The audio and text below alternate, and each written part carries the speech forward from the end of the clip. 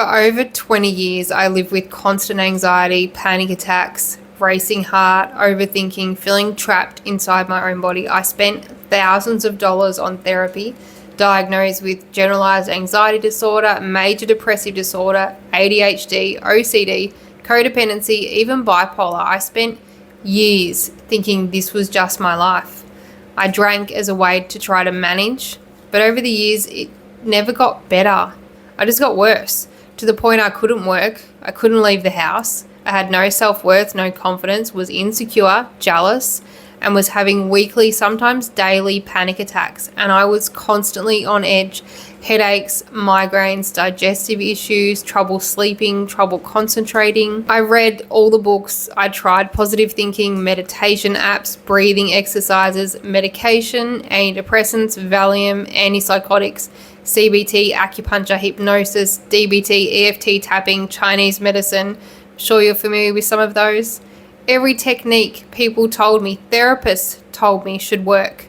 Some things helped for a little while, but nobody ever explained why my body kept going back to anxiety. I couldn't live in my own head or my own body, so I drank to escape myself. But this was slowly destroying me and all my relationships. In all those years, no therapist ever explained what my nervous system, what a nervous system even was actually doing.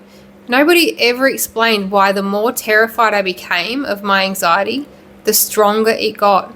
Nobody explained that alcohol was making my anxiety and depression so much worse. And nobody ever taught me that the goal isn't to get rid of anxiety, it's to teach your brain that it never needed to fear it in the first place. The way you actually recover from anxiety is to stop fearing it. Everything changed when I got to the point my drinking was causing too many issues, my mental health was a mess, and I was constantly living between anxiety and deep depression. So I started studying neuroscience, neuroplasticity, the nervous system, the predictive brain.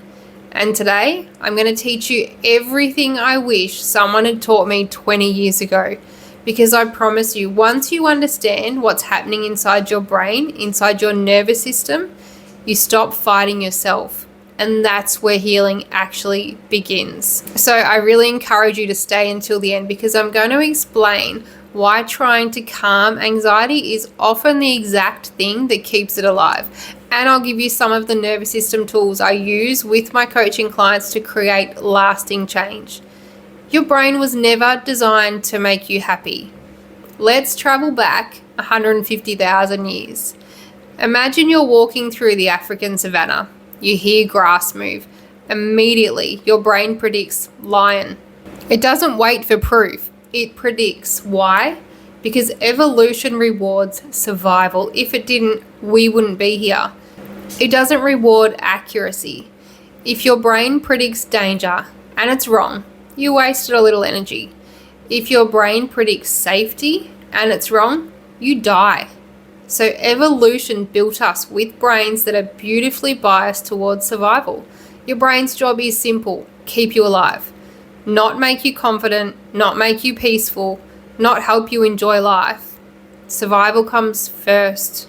Everything else comes second. And that survival system still exists inside you today. The problem is the dangers have changed. Your brain reacts to social rejection, financial stress, health worries, or a strange sensation in your chest, using the exact same survival machinery that once protected us from predators. To your nervous system, there isn't much difference between a lion or believing something is terribly wrong with your body.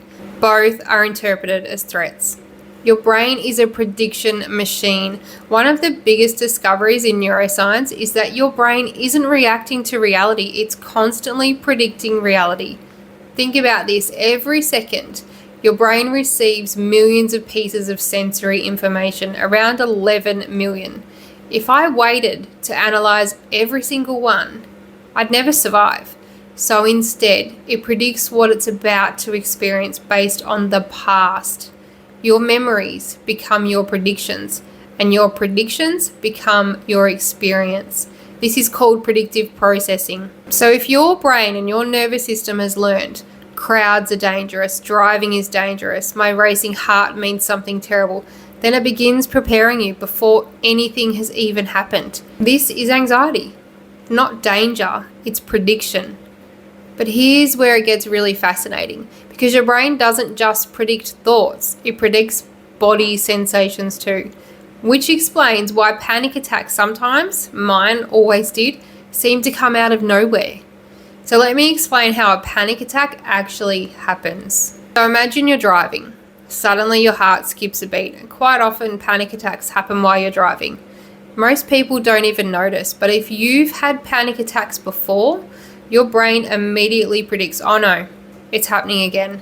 Within milliseconds, the amygdala sounds the alarm. This is your emotional processing part of your brain called your fear center.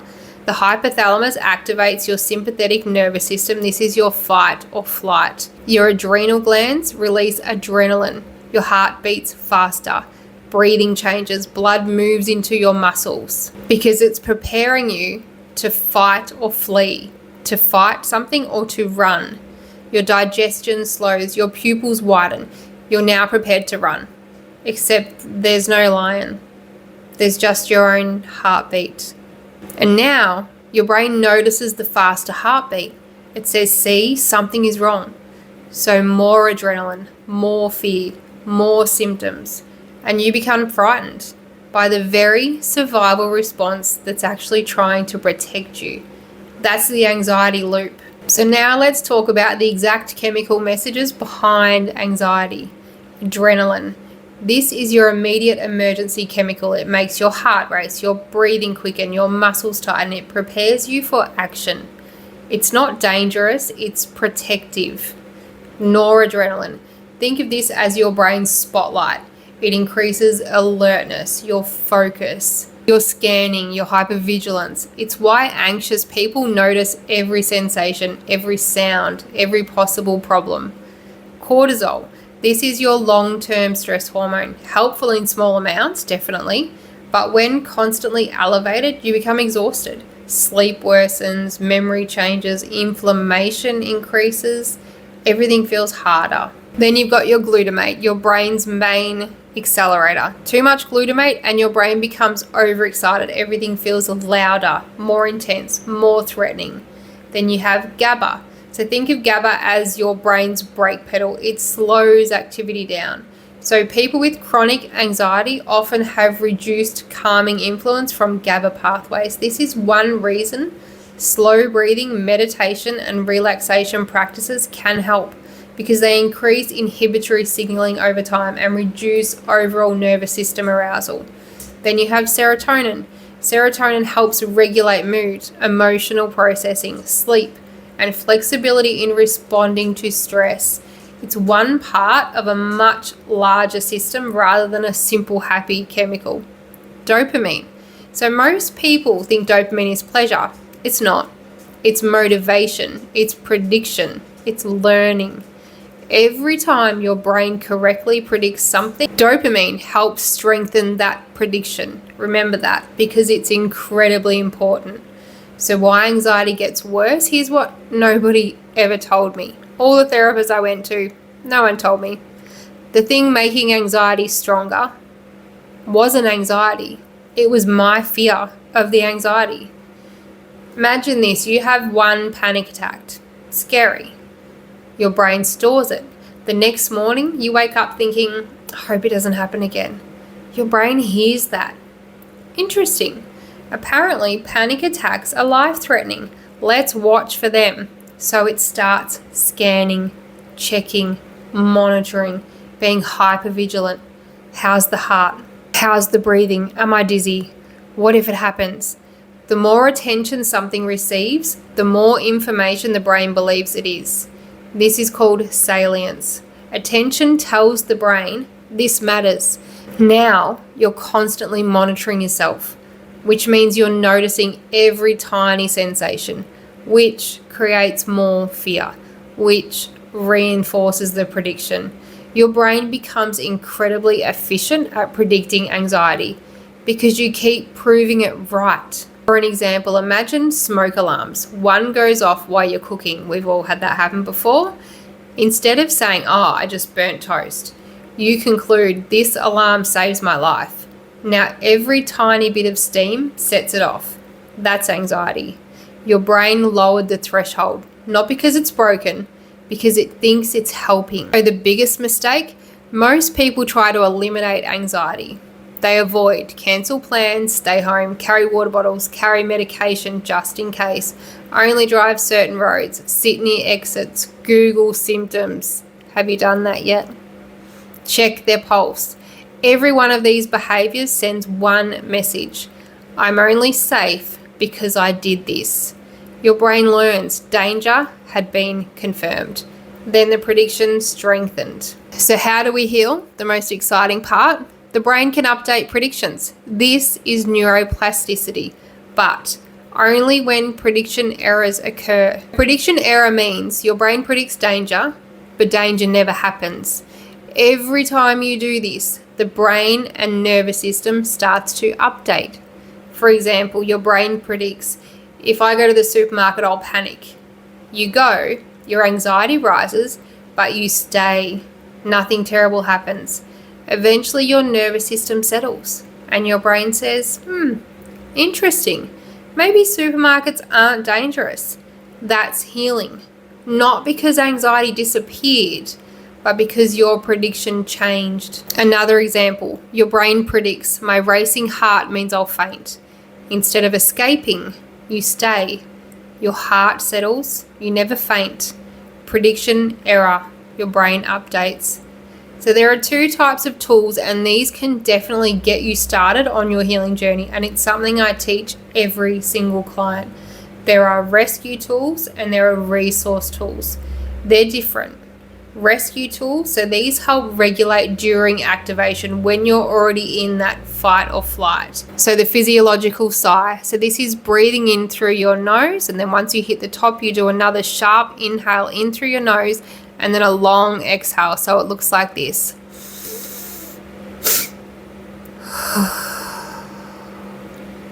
And make sure you breathe all the air out.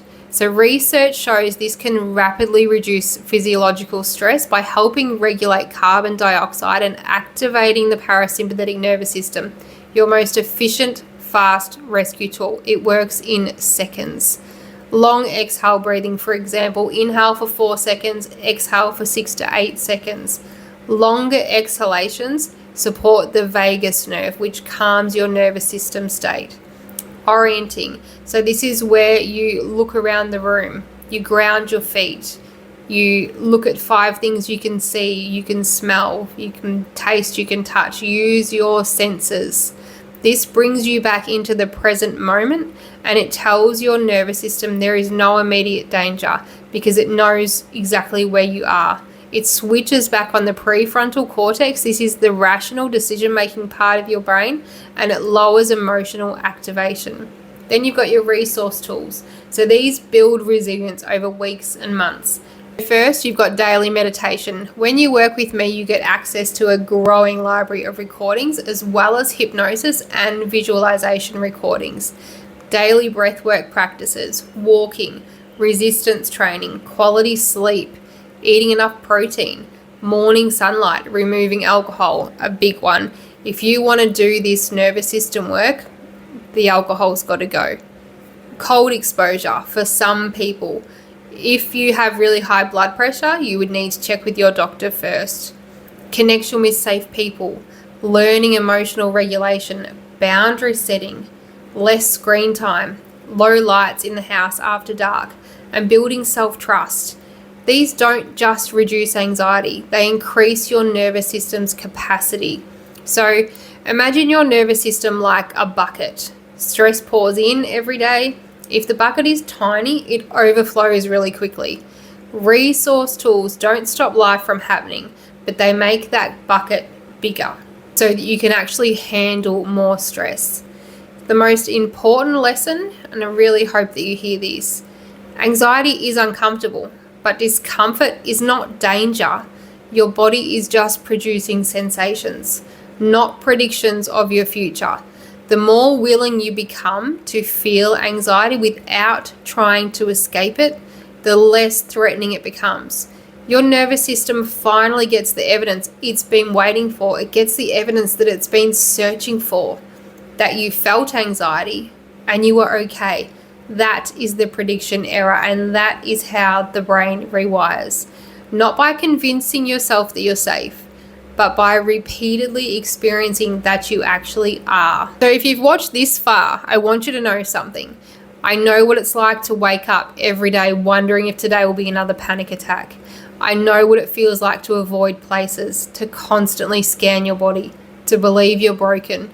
I also know what it feels like to come out the other side, not because I got lucky, but because I finally understood how the brain learns.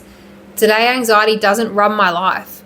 Not because I never feel it. My brain still likes to come up with ridiculous predictions, but because I no longer fear it. My nervous system learned that these sensations aren't dangerous, and yours can learn that too. The biggest tip I can give you today is to stop fearing your anxiety. When you stop fearing it, you stop reinforcing the threat predictions. Start naming it anxiety when it shows up. Anxiety lessens when you switch back to the prefrontal cortex rather than living in your limbic system, your emotional system. And if you're ready to stop managing anxiety and actually retrain the nervous system that's creating it, I'd love to help you. I work one-on-one with people who are ready to understand their brain, regulate their nervous system, create prediction errors by updating the entire subconscious system, and actually build lasting change, not through quick fixes, but through evidence-based, neuroscience, practical tools, and consistent coaching over 8 weeks. If that sounds like what you've been searching for, you'll find the details below. You don't have to spend another 20 years trying to fight your brain, because your brain is not your enemy. It's just been trying to protect you all along. Now it's time to teach it something new, that you are safe. All right, thanks for watching. And if you're ready to heal, I'm here.